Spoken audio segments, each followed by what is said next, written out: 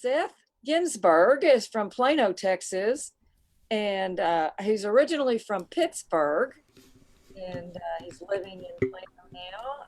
And you can find him on Facebook which is facebook.com Seth Berg. That's right. And but he's known as Ace Pounder on that Facebook page. So That's right. I kind of like Seth, but some of the boys call him Ace Pounder. Well, the Ace Pounder is a name that I have a lot of affection for because it's one I adopted back in 1976.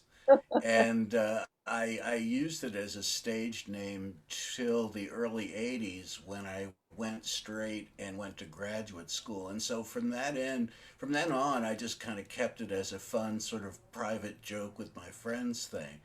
But in the last couple months, since I've decided to, well, thanks to you, really, I've just kind of come out and started playing music again, and so in honor of my youth and my endeavors in those days, I retain the Ace Pounder moniker. But yes, I as a writer, and if you check on me on LinkedIn, I'm not some guy named Ace Pounder. I'm Seth Ginsburg. I'm a former advertising executive, so that's who I really am. Yeah. So where did you go to graduate school? University of Pittsburgh All right. in social psychology. Yeah. So I am a reformed academic. I left before the PhD because I found out about advertising, and I realized that advertising really fit a lot. I took a class in advertising research, and I was just fascinated with it. And I got hired at Young and Rubicam in New York City, and I had an office on Madison Avenue for real.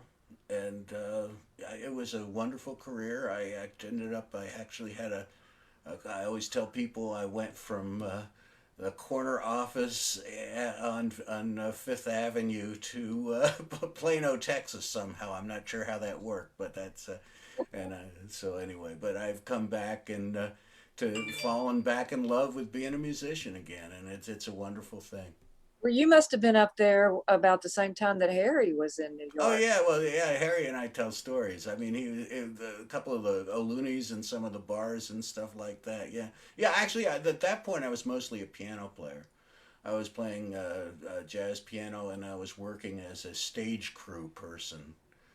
And I've had ridiculous jobs. I was the sound guy for an off Broadway play. I knew absolutely nothing. I got the job, and I ran to one of my friends who was a stage crew guy. I said, "What the hell do I do? I need the money." So he said, "Well, just make sure you turn it down, okay? Whatever you think is the right thing, a little lower than that, and you should be okay." Oh, wow, what advice? How about that? So you've been hanging around with us for a while. You joined DSA, oh, I think back last summer or spring. Yeah, I don't know. The whole year is totally lost to me. Yeah, I'm sure everybody else feels that way too. right. And we've been seeing you play on our showcases and our open mics, and you play a number of instruments besides guitar and piano. And a funny thing that A is, banjo guitar, yes, the weirdest instrument I have. Well, the second weirdest instrument I have. The weirdest one I have is out of tune, so I can't play it. So yeah. So actually, you were referred to us by Rod Phelps. Is that correct? yes, Rod. I tease Rod about being my newest old friend. Rod is a dear friend of Brad Boa, who I actually got to know when I was trying to put together some. I was listening to the gentleman before me whose name escapes because I'm bad at names, but it reminds me. I was trying to put together a deal for an Indian. Marketing company, and I was trying to. I was, believe it or not, the chairman of the board of an Indian marketing company, Which was and your brother's company that you had to take over. Is that correct? that was exactly. I I didn't know you knew that. Yeah, yeah. It was my brother's company in India, and he passed, and I jumped in there to try to save it because he didn't think he was going to die. Like everybody thinks they're immortal, so he didn't set up the company for when he was going to pass. And so I went over there and I spent a lot of time in India, which, by the way, was a tremendous blessing. What a wonderful culture and wonderful people, and I still have very dear friends there. But yeah, I tried to take over the company. I did. I mean, they made me. I came over. They said, "What can I do?" And I said, "Well, you could be the chairman of the board." I said, Whoops. "Okay, all right, that's a new one for me. Let me put that in my CV here. So it was wonderful. I mean, it was just bizarre though. I mean, I'm just a suburban kid from Pittsburgh. I'm nobody special, and it just being finding myself sitting in a Indian boardroom having a authoritative argument with somebody about stuff. It was just one of those moments where you look down at yourself and say, "Are you really?" Sounds very exotic. It was. It was. It was. So I how long haven't. over there? I'm sorry. How long were you over? Couple on and off for 2 or 3 years. Yeah. Enough to really get involved in the culture and Oh, very much, very much. I have read all the traditional Hindu texts and become at least conversant. How much do you know, right? With all that stuff. I mean, I recommend the Gita to everybody, and it's just a wonderful culture with beautiful culture, beautiful people. There's something spiritual about the place that I never understood. My brother used to tell me that. Dan used to say, he felt that India was an intrinsically spiritual place for him to be. And when I went over there, I found the same thing. And in fact, I have a almost completed novel about a person who goes to India. Write what you know. Right? A person who goes to India and discovers his past incarnation that's an Indian person because he goes there and feels the same familiarity that I felt, but you know, I didn't find anything really spiritual. I mean, weird, everything was spiritual, but it wasn't. But in the book, he discovers that that's been his one of his incarnations, and it's interesting. It's almost finished. Hey Seth, we'll have can time you, to finish it. Go ahead. Pardon? can I ask a question? Sure. Did, No. did, did you ever eat at Curry in the Hurry over on Lex? No. That was my favorite Indian food place. I bet you like that Oh stuff. yeah, yeah. Yeah. No, in those days, I wasn't eating Indian food. Those days, I didn't know anything about it. Oh, okay. No, I was, I thought at those point in my life, I thought, whatchamacallit, Japanese food was really esoteric. Oh, I mean, now you can go to go to Kroger and get a sushi roll, but I mean, in those days, man. sorry for the interruption, Barb. I'm back I I'm love back. thinking about those restaurants, those Indian food restaurants down on the Lower East Side. Yes, Oh, yes. Now so that I did discover, group of yes. people and going down there and they just bring it out and you all share family style and stuff. That's great. I And love Lower East Side was cool in those days because, and you're, it was like everybody was poor, but so they had restaurants for you. Even if I was working as the world's worst clerk in a health food importer someplace, but even I could afford to go down there and buy a meal. It was cool. it. Yeah. So we're going to hear from you in Oh, what, 4 rounds if we do 4 rounds? sure, whatever. If you do 4 rounds, whatever. Let me play. Whatever fits into the time is fine with me. Start with for this round. You're the last person on this round. And we started. Yeah, I was telling somebody when I saw that I was last that No, that's the wait a minute. situation. Let me interrupt. He's not last. We've had one addition since then. Oh, Yeah, so okay. you're next to last. Well, there goes my introduction. You destroyed it completely because I was going to say that the difference when you're last, your mother tells you that they were saving the best for last. Your girlfriend or wife tells you that it's because nobody could follow you, and your friends tell you it's because you were the last person they thought of. Uh-oh. So anyway, this is a song. This was actually written a bit ago, and I will not reveal how long ago because this song was written on the 11th anniversary of my wife's 39th birthday. And I met my wife when I was in advertising in New York. We met at the copier. It was reproduction at first sight, and she she's from Brooklyn, and she kind of came. We came down here shortly after we were married, and she's just fallen in love with the place, and she's become a real Texas gal. And so for her birthday, I wrote her this song, and it's kind of a combination of streets, sidewalks of New York, the classic Al Smith song, and then it goes into a Texas waltz. And when I recorded it, I use a steel guitar to kind of give that sound, but I can't do that with this. So anyway.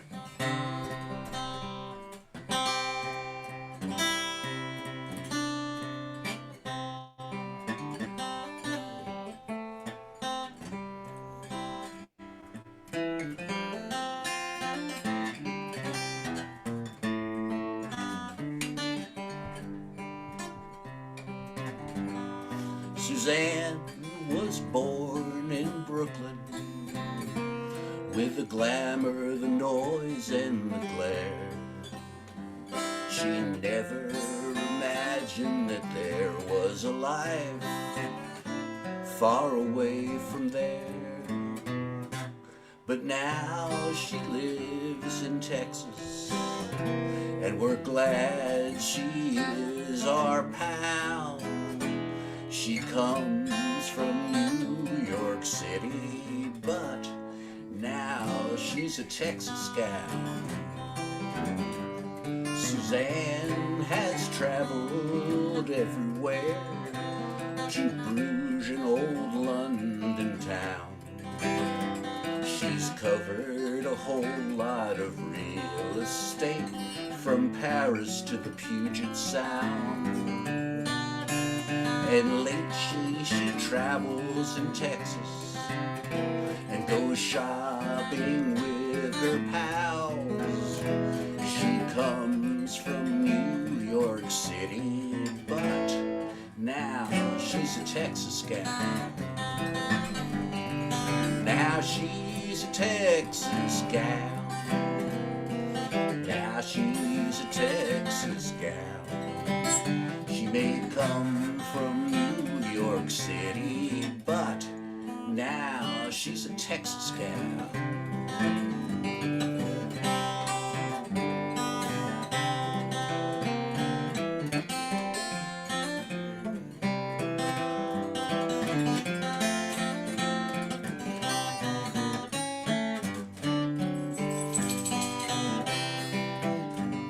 Now Suzanne's home is in Plano, with her husband and her bow wow. Instead of the Chrysler building, she lives near llamas and cows. She has a career that she really loves, and a wonderful gang of pals. She may come from New York City, but now she's our Texas gal. Now she's our Texas gal. Now she's a Texas gal. She may come from New York City, but now she's our Texas gal. True. For my lovely wife. Well, we are so glad that you've become part of our group. You're such a treasure. And Rob Phelps, I know you're watching us out there. Thank you very much for sending Seth to us. He sure belongs in our group. He's part of us. Thank you. All right, Seth. Well, I already got a start of it, so anyway. Yeah. This is, I wrote this song a long time ago, and I mean a long time ago, I mean 1976. And I had no idea what it was about, but it just sort of came to me. You guys know, you're songwriters, which is extremely cool. When's the last time you sat around and talked to a bunch of songwriters? It's great. Anyway, my partner now, who's named Desmond King, and I will say a lot of my friends have pseudonyms, and you get to know me, you understand why. He did an incredible version of this. It was kind of a vocalese treatment of this, which was, and to me that was the final thing for it, and that was the version of it that should stand up. But recently, this song has come back to me, and it's well, it's about something that the song turns out to be about something else than I thought it was about. So without further ado. Oh, yeah, I should say also the other thing is this, the actual music of this is in the style of Mose Allison, who was famous for chromatic developments within a blues package that were just wonderful, and he's passed, and he was a wonderful songwriter. Anyway, this is called The Embers of the World.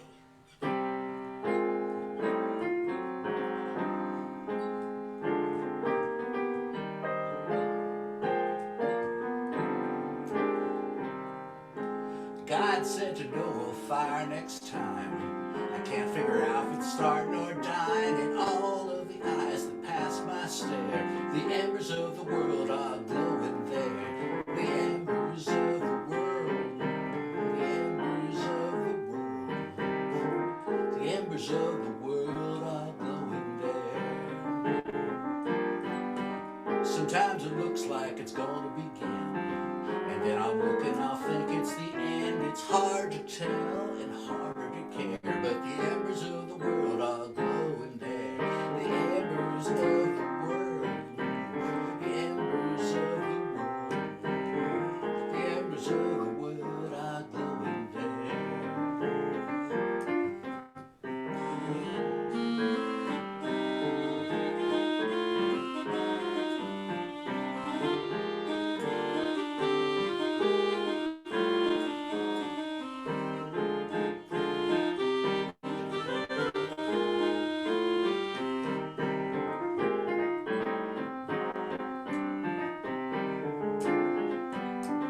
So put on logs or water and sand. The final answer is in our hands, for soon you'll see that we're standing bare. The embers of the world are glowing there. The embers of the world. The embers of the world. The embers of the world are glowing there. God said to Noah, fire next time. Can't figure out if it's starting or dying. And all of the eyes that pass my stare, the embers of the world are glowing there.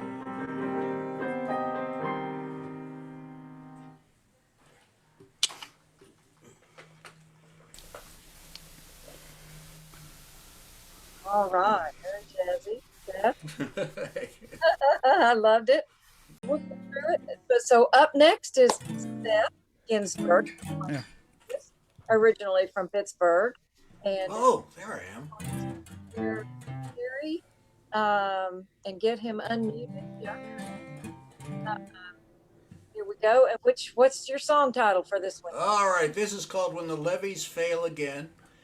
This is a very uncharacteristic song for me. And much of the stuff I write is pretty sunny, but this is, to me, this is what the topic required, and this is just the way it came out. And you know, I don't ask the muses what I should write; I just write it down for them. So there you go.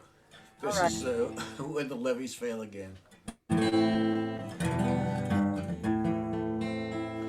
The end it has been long foretold, when the walls will tumble down. The land will shake and the trees will break and the trumpets, they will sound. Well, take a look around, you friends, and tell me what you see. The fires do sweep and the tides do creep and hurricanes roam free. The storms that used to be tall tales seem to happen every year. Can anyone not understand that disaster time is here? So Barman, pour another round for me and all my friends. Let's drink in spite of future doom when the levees fail again. When the levees fail again. Now I'm not being a defeatist here. We should all stand and fight. Prepare ourselves for nature's rage and try to slow the tide. But that's not what most folks think. They say look the other way and listen to the salesman's pitch and hope it will all go away.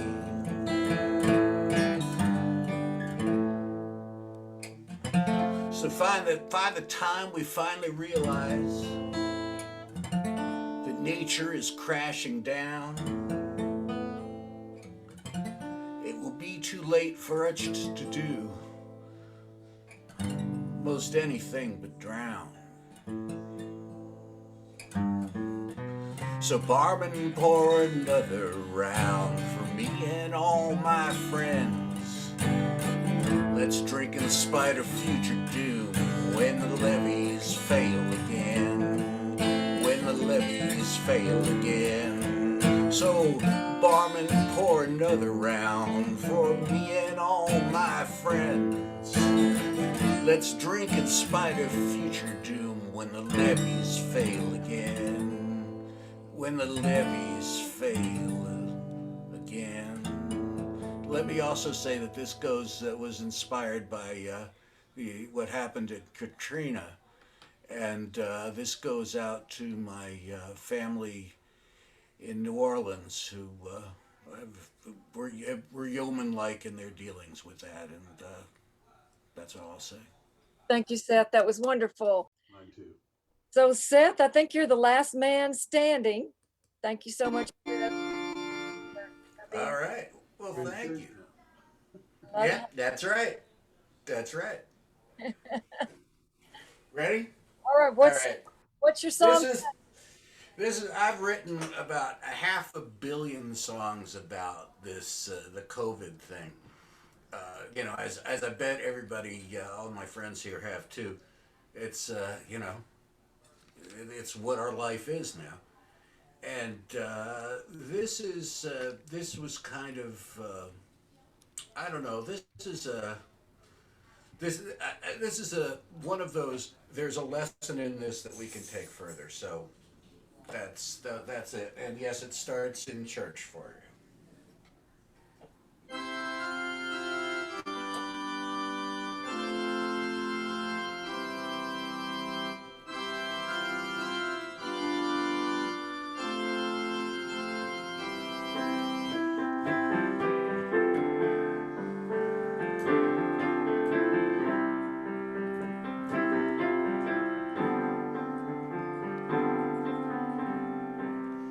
Yes, these times are hard times, like our grandparents lived. Sacrifice calls us to give all we can give. But unlike the 30s, we must break our hearts. We must stand united while being apart. Closer together while further apart. May these days be remembered as when people showed heart. Let's show our mettle, let's do our part. Closer together while further apart.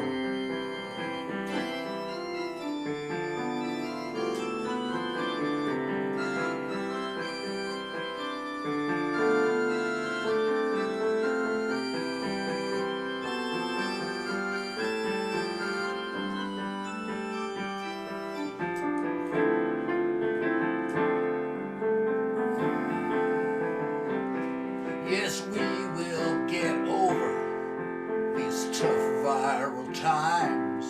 Once more we will gather, chatting in lines. But now we must stop when we'd rather start. We must stand united while being apart. Closer together while further apart. Let these days be remembered as when people showed heart. Let's show our middle, together, together.